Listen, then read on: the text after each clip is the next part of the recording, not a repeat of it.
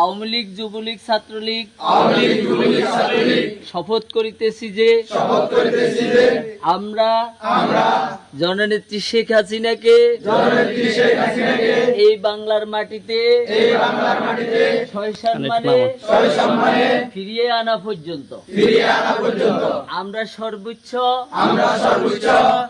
শক্তি দিয়ে আমরা সকলেই সকল আন্দোলন সংগ্রামে উপস্থিত থেকে আমরা জননেত্রী শেখ হাসিনাকে এই বাংলার মাটিতে আনা পর্যন্ত আমাদের সকল আন্দোলন সংগ্রামে আমরা ঐক্যবদ্ধ হয়ে ঝাঁপিয়ে পড়ব।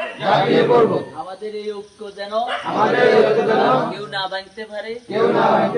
সকলেই বিষ্ণুগান্ডাসর ইউনিয়নের পক্ষ থেকে উপস্থিতি দিয়ে আমরা জননেত্রী শেখ হাসিনাকে ফিরিয়ে আনার জন্য শপথ করিতেছি।